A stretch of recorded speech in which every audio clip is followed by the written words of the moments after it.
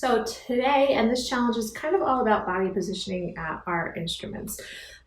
So, most athletes, they know about their body, right? Musicians, we are athletes. We're athletes in a different way. We're kind of fine motor athletes. And there's so much talk about athletes, and there's so many therapists that have been athletes that then go in to therapy because they've had their own injuries and that kind of thing. It's not that much with musicians. Actually, I was talking to a friend of mine yesterday who is a PT student. I want to bring him on here too because he's also a musician, and talk about conditioning and all that kind of stuff, which is what he's kind of focusing on as well. But again, it's about being an athlete, and making sure that we're as healthy as we possibly can be from all perspectives. So mental health, physical health, emotional health, and just every aspect of ourselves. So today we're going to talk about positioning and what positions we're in, and why it's important. So every joint in our body has positions that it moves in and out of, and then it has positions that it doesn't really go into. And as musicians, we sometimes have to try to force our body into positions that our joints don't necessarily belong in. And then there are happy positions for joints, and then there are cranky positions for joints. So that's why it's important to kind of get a feel for what are those happy positions, what are those cranky positions, what position am I in at my instrument? And this changes, so when we just pick up our instrument and we hold our instrument, it's very static. But when we actually start playing, we may be changing things. So this is just a basic to start you understanding what position you're in when you're actually holding your instrument. And then it gets completely more detailed and more in depth as you're actually playing. But it's a start to kind of figure things out, and then you can apply it as you're actually doing more dynamic stuff.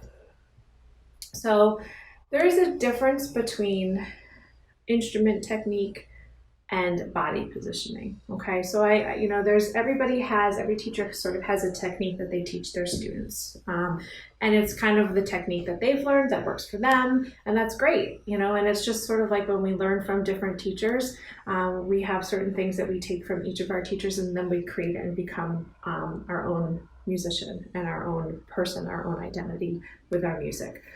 So it's sort of the same thing when you're dealing with technique stuff from teachers. I know I had my technique changed, when I switched teachers. My embouchure had to change, different things changed when I switched teachers. So it's a matter of taking what your teacher is telling you and then also understanding how the body works so that you can combine the two together, okay?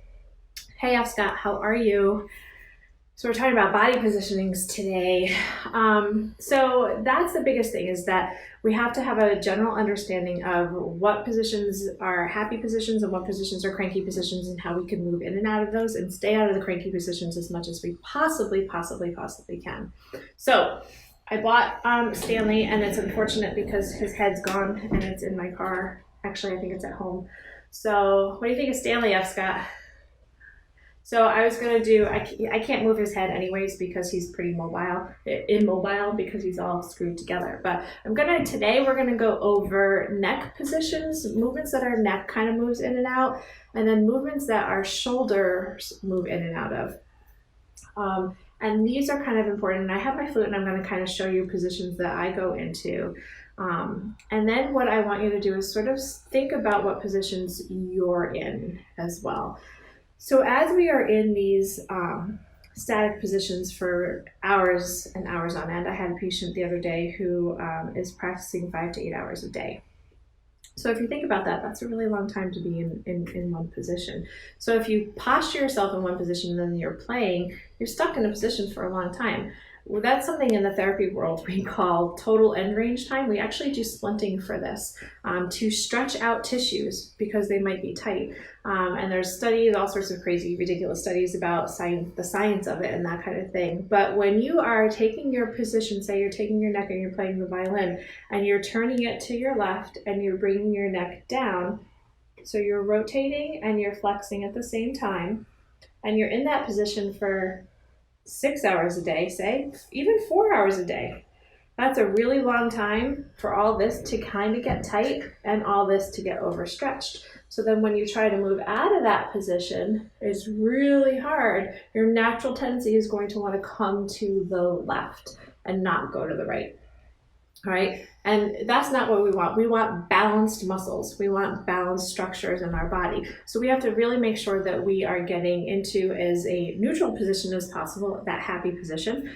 And then also doing things that take us out of those positions the rest of the day so that we can counteract the forces that we're doing when we're actually playing.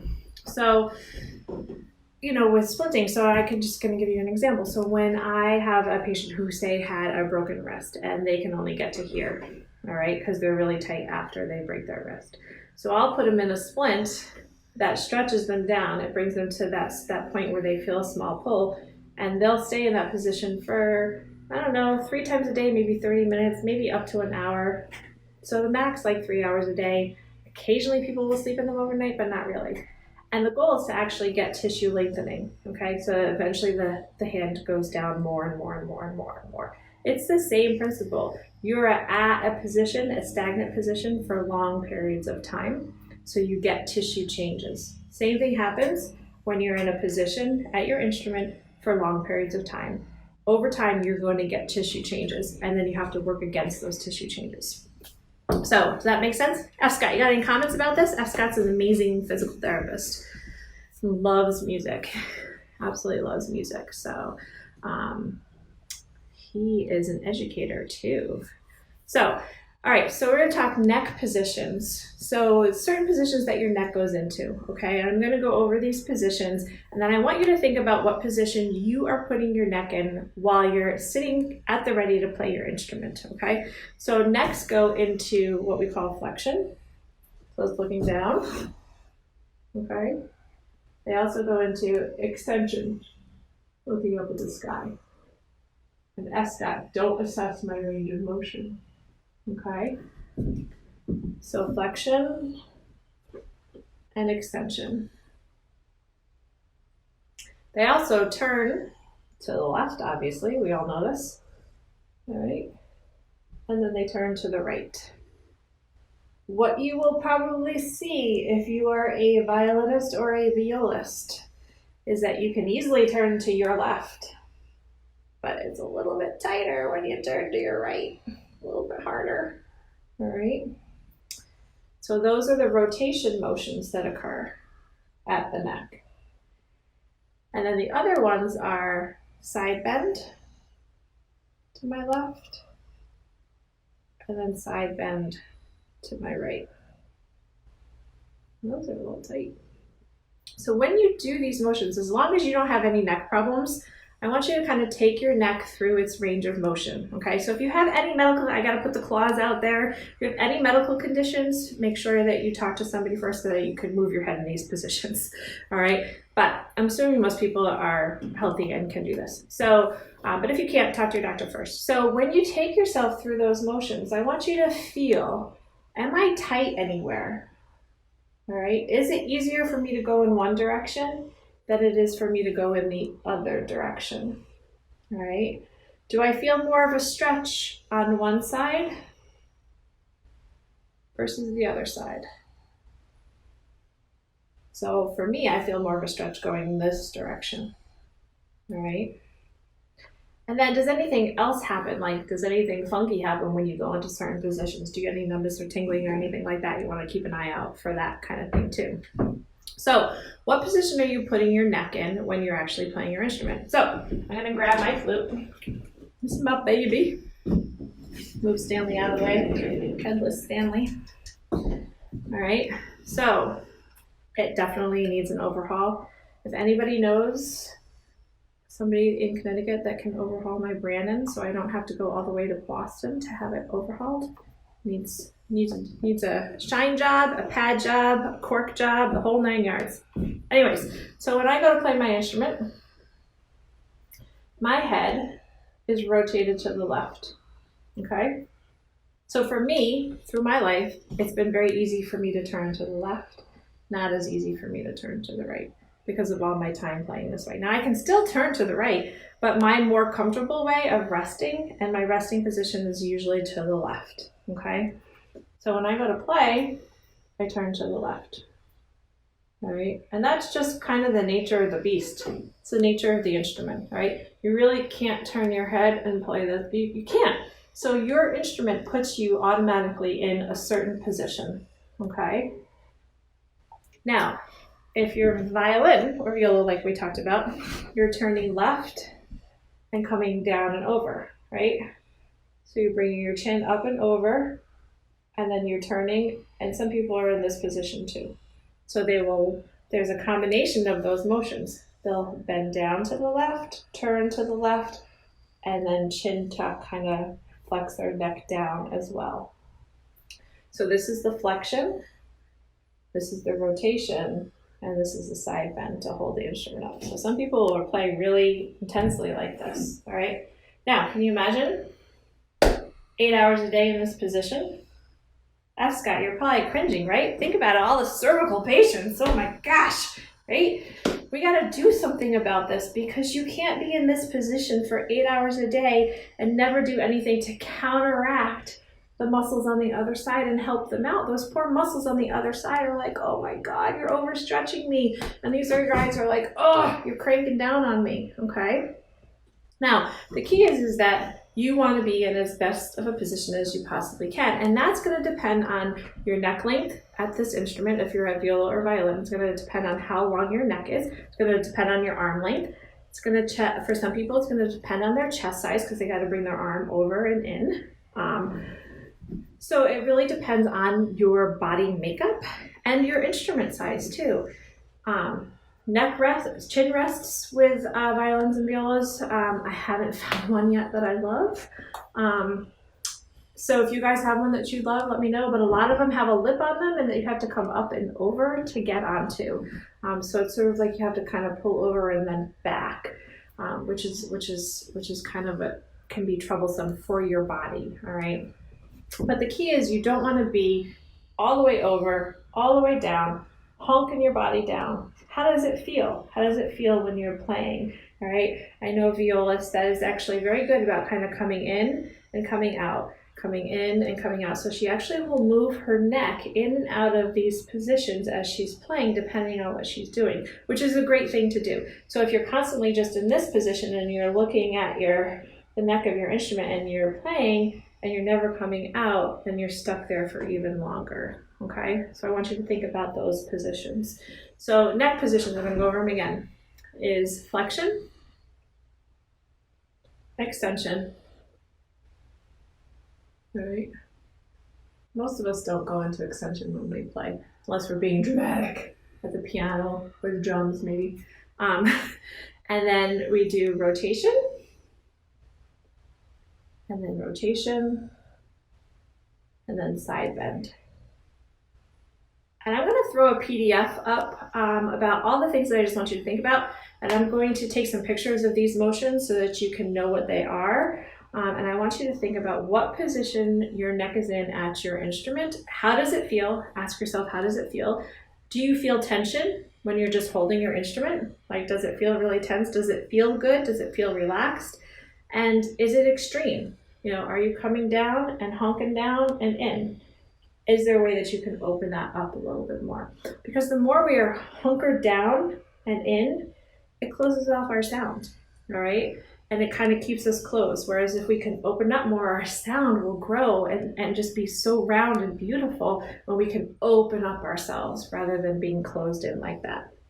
So that's part of body positioning too. It's not just making sure that our joints are happy, but it's also about the sound reverberation that occurs and opening up our sound and our motion to extend it to the audience and whoever we're playing for, okay?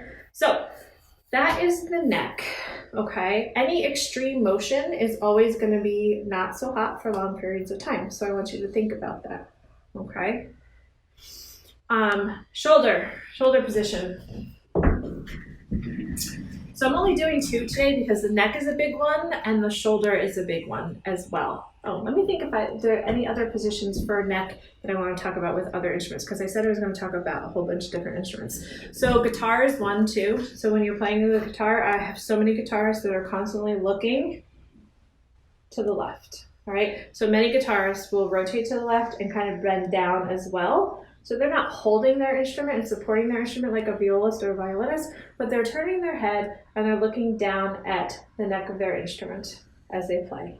And then they're kind of coming around too. So that constant looking to the left is, again, the same problem. You're doing that 6 to 8 hours a day, you're looking to the left, it's going to be really hard. You take your head and move it to the other direction, okay? So let's see. What other instruments? I'm drawing a blank right now. So piano is typically flexed forward. People tend to kind of have a head forward posture. It tends to kind of be forward this way and then down. All right. Now the other thing is that watch your neck positioning in terms of where your music is. So if you're using a stand and you're playing off of music, or if you're using the iPad and doing this techie thing now, which I find so amazing. I never had that when I was a musician, where you could actually not have sheet music. What a concept. I'll never forget, I played the Ingolf Dahl Duettino Concertante for flute and percussion, and literally it was plastered across 3 poster boards in stands, and I would go from one side to one side to the other side. You don't need to do that anymore because you got that iPad with that foot pedal, which is amazing. Complete sidetrack. But that's important too, because the stand, what you're reading at your music, you want to make sure, what is my neck position in? What are my shoulder positions in when I'm reading that music? All right. How far away are you? If you're playing from memory, then it's a no-brainer. But if you're playing from sheet music, you want to just make sure that what position are you also then putting your head in so that you can see the music. Okay. So I'm trying to think of other instruments off the top of my head, and for some reason, so saxophone, depending on how you're playing, there are some saxophonists that will play kind of off to the side, all right? And then there are some that will play in front of them, all right? Oboe and clarinet tends to be neck flexion, all right? Some people will rotate just a little bit depending on their comfort zone. Let's see. So I can't go over every single instrument because my brain is drawing a blank at the moment. But you've got tuba, you've got trombone, you've got French horn, you've got percussion, you've got double bass. Double bass tends to be head forward and then kind of getting out of the way of the neck of the instrument. So that's something to think about as well. And you kind of have to. You can't have your head resting up against the neck of your instrument. And percussion, they tend to kind of move around a little bit more, depending on if they're playing multiple instruments or not. So, okay. So, cervical, neck. Anybody have any questions on neck? Please comment them below, all right? And then I'm going to move on to shoulder, all right? So the shoulder is a great thing that likes to get cranky in musicians, all right? It has the most mobility of all the joints, that and the hip, because it's got this great, what they call ball and socket joint, all right? Stanley is all kind of meddled together here, but the shoulder does amazing things. But the key is that since it does so many amazing things, it requires a ton of stability. And what gives it that stability is primarily the muscles around the joint, also the capsule, the joint capsule, and then the ligaments that are around the joint as well.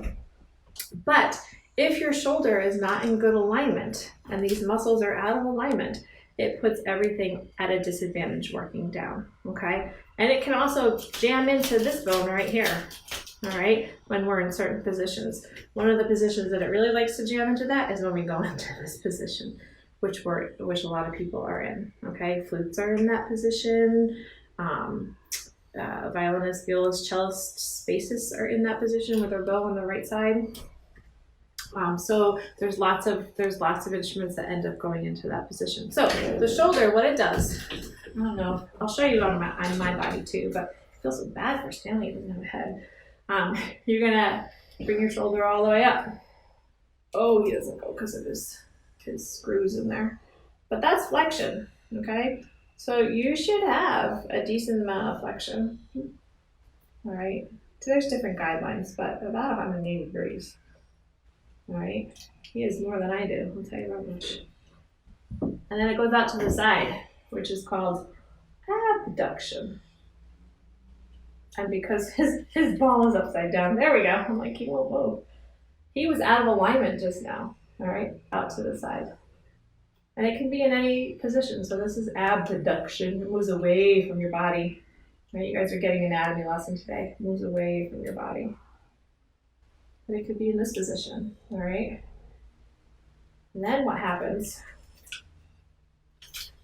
is if you're aligned, which Stanley is having issues, he's spent too much time traveling, all right? And you have extension where you move your arm back, which we don't typically go into that position a lot with our instruments, right? And then we have something called internal and external rotation.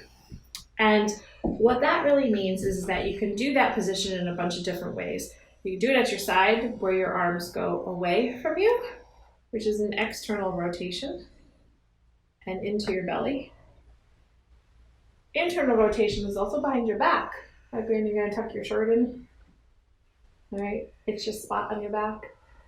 And then external rotation is when you come kind of behind your back, right? It can also be in these positions, right? So now my shoulder is out to the side in the abduction position, but I can bring my shoulder down into internal rotation, which is bowing, all right? And if you just take your arm and you go in this position and you bring your forearm down, how does that feel? I want you to ask yourself, how does that feel? Is it tense? A little tense. Mine's a little tense, right? And then you're holding your arm in that position for a long period of time and you're moving in and out, right? With your elbow and your shoulder, okay? So for flutes, we're in this position all the time, all right? We're in abduction and some internal rotation, okay, on both arms, all right? So I have my flute here, I can do it. So you can sort of see, all right? It doesn't feel great. So you need to kind of play around with your position and what feels tense and then what feels good. So if you're all the way up here, there's a big pull in my right shoulder. All right. Whereas if I come down a little bit, it's like, oh, thank God, it releases a little bit. Okay. There are some people that play up here all the time, right? They may end up with issues in their shoulder because they're up here all the time. They're constantly taking that and impinging that spot. So we're talking about on Stanley here, all right? Right here. So if he goes into, he's a mess. F. Scott, can you come fix my skeleton, right? If he comes up and then he goes in, right? So that ball actually rotates in the shoulder. So you can sort of see from an anatomic standpoint what's happening, all right? So again, you want to make sure that this is really in good alignment because as you're putting your body into a position that's kind of a cranky position for long periods of time, if this isn't stable and set up correctly, you're going to lead yourself into problems later on potentially, okay? So this has to be in really good working order in order for you to contort yourself into these cranky positions. And then when you contort yourself into a cranky position, you want to ask yourself, do I need to be this contorted? Or is this just a habit that I sort of got into and I can change it a little bit. I can break it a little bit and get into a better, happier position, all right? So when you come out this way, this is external rotation. So it's like you're throwing a ball. He only needs a ball. He needs a head. So most of us, for instrumentals, don't go into external rotation too much, right? Especially in this position. A little bit down here at our side. Well, you can't see that from there, but down at our side. The biggest one that we do as instrumentalists is this internal rotation. And it can be anywhere along that line. So you can kind of see how he comes down and then he comes back up, right? He's rotated in, right? So if you are playing the violin or the viola, what position is your shoulder in? All right, so your left shoulder is going to be in flexion, a little bit of abduction, all right? And you're actually going to be in external rotation as you're holding onto your strings and moving along the neck of your instrument, okay? So that's the position that you tend to be in. So there are some people that will play and bring their arms all the way in and under and do this, okay? How does that feel? So take that, if you're in that position, I want you to notice, how does that actually feel? Do my tissues feel strained? If they feel strained, think, okay, what can I do to kind of get out of that so there's less pull and strain on them? And maybe open it up a little bit more, all right? When you come into this position, you then have to then contort your wrists a little bit more as well. So every body part has a reaction at another body part when you change things. So this is why changing your body positioning at your instrument is really important to be looked at specifically and closely. I want you to start kind of doing your self-assessments on what position you're in and how does it feel. And it's important for the long haul, but as you make a little change in one spot, you might notice a little change in another spot. And that's why you don't want to ever rob Peter to pay Paul, but you also want to make sure that as you're tweaking one area, that you're making sure that the other area is okay and in its happy position as well, all right? So that's the really important thing. So shoulder flexion is straight up above, all right? Abduction comes out to the side. And they have this lovely term, adduction, which brings it back down. Going away, ab, and adduction. And then you have internal rotation and external rotation, which is out to the side. And then down here, external, and then internal. So what position are you in when you're playing? So if you're playing clarinet, you're out in front of you, all right? You might be up a little bit like this to hold your instrument. Some people are kind of close down to their body. Some people are up a little bit. Most people are not up like this, but if you're up like this and you're holding your horn up a little bit higher, your shoulders are gonna get a little tired, right? So you wanna bring that area down a little bit more. And then your elbows are about 90 degrees. We're not talking about elbows yet though. And you're kind of in a neutral position. You're not, unless you're up like this, then you're a little bit internally rotated. You're kind of coming in this way, okay? So same thing with oboe, all right? So with cello, a double bass, they're tough, man. They are tough to fit because they're big. That doesn't wreck it. Okay, sorry, I had a call coming in. My husband's calling in because I got hacked this morning. He's probably trying to figure out where I'm at with all that. So sorry about that. So the cello, when you're playing, you're up on the neck of your instrument, right? So your shoulder is in flexion more than likely. You're probably in some internal rotation. And then your bow arm is moving in and out, but it's abduction, flexion, and internal rotation typically, okay, as you're coming in and out. So I think I posted a picture. There was a cellist. It's a funky picture of the guy like this with his shoulder, okay? So if you do that, just feel the pressure. So put yourself into one of those positions and just feel the tension in that body part, and you can feel, it does feel good. And if you're going in and out of that position for long periods of time, in and out throughout the day, hours upon hours, it's gonna have some wear and tear with time, okay? So the goal is to get you into the most comfortable position that your instrument will allow, all right? Because let's just face it, they don't allow the best positions in the world.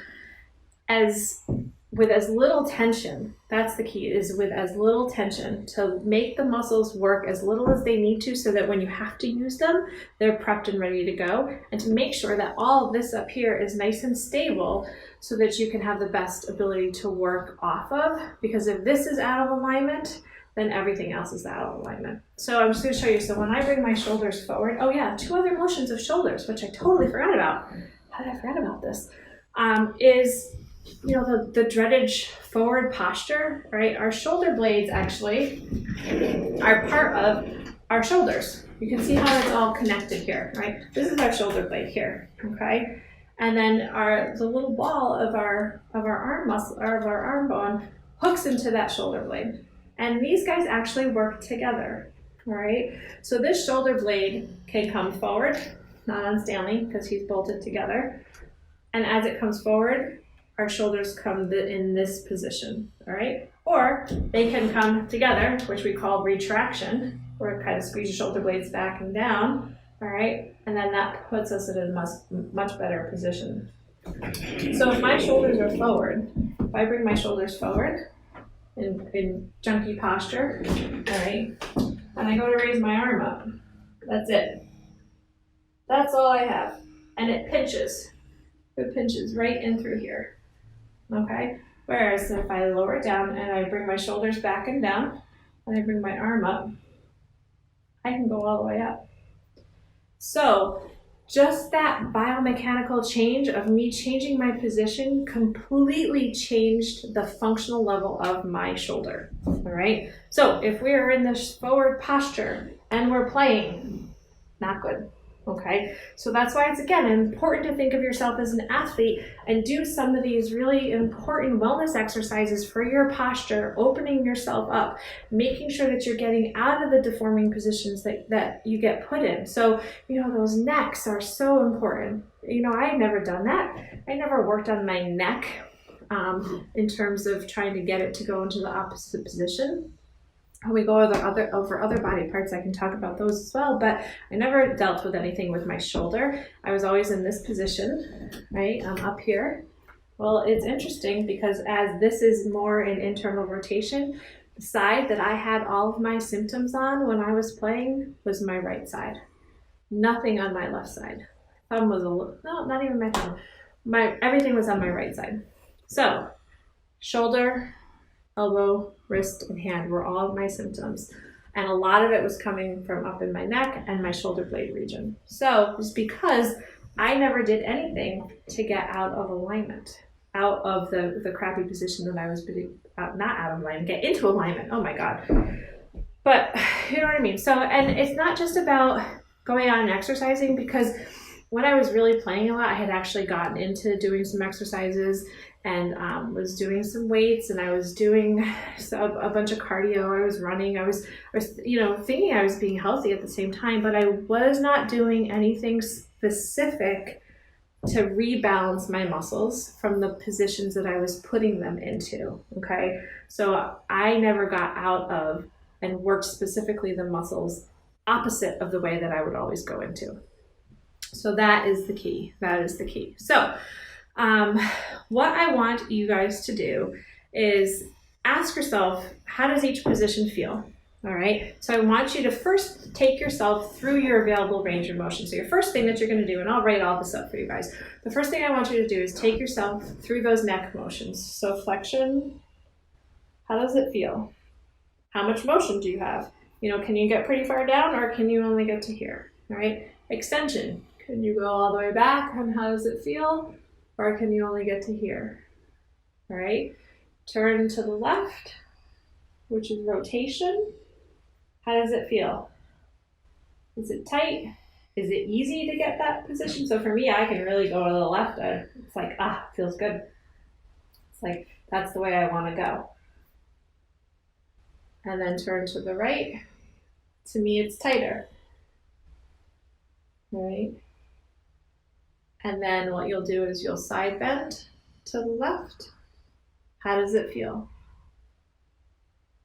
And then side bend to the right. So you sort of see how much motion you have available in your neck, okay? How does it feel? Do you feel a stretch in one position or the other? And then I want you to just hold your instrument. Take a picture of yourself, have somebody take a picture of you, or look in the mirror. Picture is always better because you can sort of assess it much easier if you're actually staring at yourself, and you can assess it. You can look in the mirror too. What position is my neck in? So when I picked up my flute, my neck is turned to the left. That's my position when I'm at my instrument, okay? So I want you to write down, what position is my neck in? And how does my neck feel in that position when I'm holding my instrument? So whether it's your guitar, whether it's your flute, your clarinet, your oboe, your bassoon, whatever instrument you're playing, I want you to think how your neck actually feels, okay? Then you're gonna do the same thing for your shoulder, all right? So shoulder flexion, which nobody's all the way up like this when they play, all right? But a lot of people will come up to here, okay? And then abduction goes all the way up and out. But again, most people aren't coming, unless you're doing a jumping jack in the middle while you're playing, I don't know, out to your side. Most of the time people are about here or lower, okay? And then you've got extension when you kind of go backwards. Now when you go into extension, your shoulder comes forward. See how it kind of pulls forward? All right, and then you've got those lovely internal rotation, which a lot of us go into when we play, and then external rotation. So violinists and violists, cellists, bassists are going to be an external rotation on the side, even guitarists, okay? And then on the right side, they're going to tend to be more into that internal rotation, okay? So what position does it feel like? So take your body through your available range of motion. How much motion do I have, okay? How much motion do I have? And you can do them at the side here, and then again, up and through here. Now, again, if you have shoulder problems, check with your physician. Here's my disclaimer. Check with your physician. Can I be doing this? Should I be doing this? If you just had surgery, do not do this. Check with your doctor. Okay, there's my little disclaimer. Be safe. I don't want anybody getting hurt. The point is to prevent injuries, not create them. Okay? So then, once you've gone through your available motion, and I want you to see how does it look? Is it good? Is it bad? Is it limited? Is it tight? Does it feel good? Does it feel bad? That kind of thing. And then the other motions are protraction, where you come forward, so that forward posture. How forward are you? Okay? And then retraction, when you pull your shoulder blades back and down. Can you even do that? All right? So in the perfect world posture, your ear should be above your shoulder. Okay? Most people, their shoulders are ahead of their ears. Okay? Especially between the shoulders being forward and the head being forward. Tends to really exacerbate that position. So if you look at my ear and you look at my shoulder, if I'm in this position, it's pretty darn forward, right? So when I play, I'm kind of in this position. So my head is forward in this position. You can see, if I were to try and feel where my ear is, it's pretty forward, all right? But as a wind player, you can't do a chin tuck and get your head in better alignment while you're playing, because then it cuts off your sound cavity for your air to come through. So you can, that's why it's important to be in as good of alignment as you can be to start, rather than having to feel like you've got to pull your head back so that your ear is above your shoulder, because then you're going to cut off your airway, which is not good either. Okay, you don't want that. So again, everything is sort of dependent upon everything else, okay? So then for your shoulder at your instrument, I want you, what position am I in? What position am I in when I'm actually playing? So for guitar, you're going to be on your left arm. You're going to be out to your side a little bit, so a little bit of abduction, okay? You're going to be in external rotation, okay? And on your right side, you're going to be up and over the instrument. So you're going to kind of be in slight flexion and abduction and internal rotation, okay? And then again, remember, if my shoulders are forward and I'm playing forward, it's much worse on the body than if I'm shoulders back and down, okay? Because remember, shoulders forward, that's as far as I go, and it hurts. Whereas upright posture, squeeze my shoulder blades together, and come all the way up without any issue. So that's the big difference between those two, okay? So ask yourself how it feels. Check your available range of motion. Are you tight in certain places? See how that all feels. And then just really, I want you to start thinking about what happens when you are in a position for a really long period of time, all right? You get tissue changes for and you've been in those positions for a really long time. So if you are, if you're a guitarist, if you're a flutist, I want you to really, at any instrument, I want you to, once you've assessed your actual positioning that you're in with your neck and your shoulder, I want you to move in the opposite direction, and I want you to see how it feels. Is it easy? Is it hard? Does it feel weird? What's your natural resting state? Is your natural resting state the position that you play in? Because a lot of times that happens, okay? So that's my spiel for today. I've droned on and on about the neck and the shoulder and positioning and all that fun stuff. If you have any questions, please comment below. I'm gonna throw up some PDFs probably later tonight, might be tomorrow morning. Hey Andrew, I'm just finishing, shoot. I wish I had caught you early. I wish you'd been able to jump on earlier, but you can go back and watch the replay, okay? And if you have any questions, please comment below. I was just saying I was gonna put up some PDFs. It'll probably be tomorrow morning because I have to deal with the chaos of being hacked and all my accounts being hacked. I probably have to clean my computer and I'll do all that fun stuff tonight. So We'll be up by tomorrow morning at the latest, and I'll throw some pictures up there. I think I'll probably use some child labor and take some pictures of my children going through the available positions of your body, and just a synopsis, kind of a type synopsis of what I talked about today, and then what your assignment is, because you guys have homework. I want you guys to really be able to start assessing your body positioning, and the first way to do it is to assess. First of all, know what positions your actual joints go into, what positions they're meant to go into, how they feel when they're at those positions, how much range you actually have available to you, because not everybody has the same range. I've had some people where they can bend their head like this and then like this instead of, and I'm even probably limited. I'm getting old. All right. So how much available motion do you have versus how much should you have? How are you tight? And then you also have to think, are there any other conditions going on that you've had? So if you've had neck injuries, if you've had a neck surgery, you always want to take that into consideration. If you've had a shoulder surgery, you need to think about that. Arthritis is one of those things as we get older that can also be limiting factors. So those are things that you want to think about. But for right now, I want you to think about, how much motion do I have? What motions am I going into? When I'm actually playing? How do they feel? All right. And what position do I tend to rest myself in even when I'm not at my instrument?